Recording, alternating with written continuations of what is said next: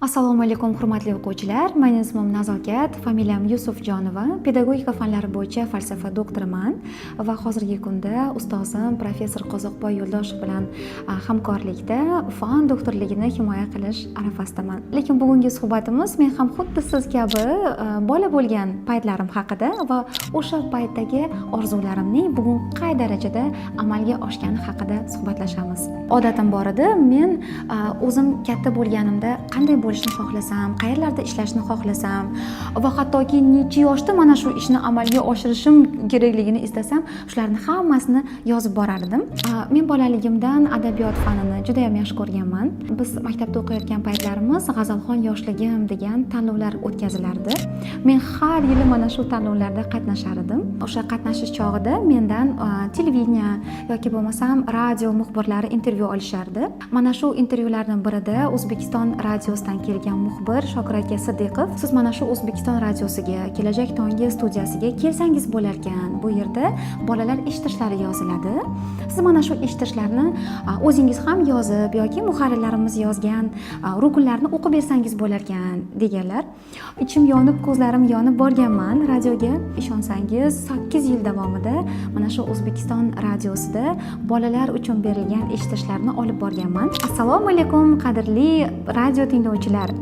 Havo to'lqinlarida Kelajak tongi studiyasining kichkintoy va shirintoy eshitirishi deb boshlanardi har bitta eshitishimizni o'sha assalom qismi. Mana shu radio eshitishlar chog'ida televideniyada filmlarni dublyaj qilishga kasting e'lon qilishdi. Men juda ham filmlarni o'sha ovoz berish jarayoniga qiziqar edim. Uyda ham filmlarni ko'rsam, o'sha aktyorlarni, aktrisalarning so'zlarini yodlab olardimda, o'zimcha aytib yurardim. Boyvachcha Rich degan filmni siz ham ko'rgansiz. Mana shu filmda Gloria obraziga ovoz berish uchun kastingga chaqirishdi. Biz bitta qahramonga ovoz berishga kastingga 52 ta qiz borganmiz. Nima balo, osmondan tushganmisan? Dunyodagi eng badavlat bola shu bo'ladi. Mana shu bitta gapni qayta o'qib, yodlab, hayajonlanib 52 ta qiz mikrofonga kelib aytib berganmiz va mana shu kastingdan meni tanlab olishgan va men 50 ga yaqin filmlarda film qahramonlariga ovoz berdim. Bu ham o'ziga yarasha mashaqqatli jarayon. Va meni yana bir orzuyim o'sha maktab darsliklarini varaqlar ekanman. Ayniqsa adabiyot darsliklarida asarlari berilgan, she'rlari berilgan shoir yozuvchilarni rasmlariga ham diqqat bilan qarardim va kun kelib mening ham mana shu kitoblarda rasmim bo'lishini xohlardim.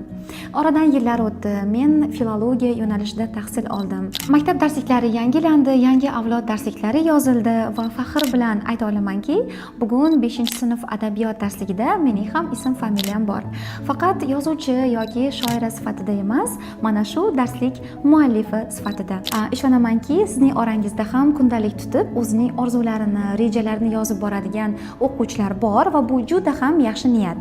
Agar ichingizda yozmaydigan o'quvchilar bo'lsa, albatta bugundan boshlang, chunki orzular ushalish uchun, aslida ro'yobga chiqish uchun keladi sizning xayolingizga va ularni yozib qo'ysangiz, demak siz mana shu orzularni amalga oshirish uchun birinchi qadamni tashladingiz hisob.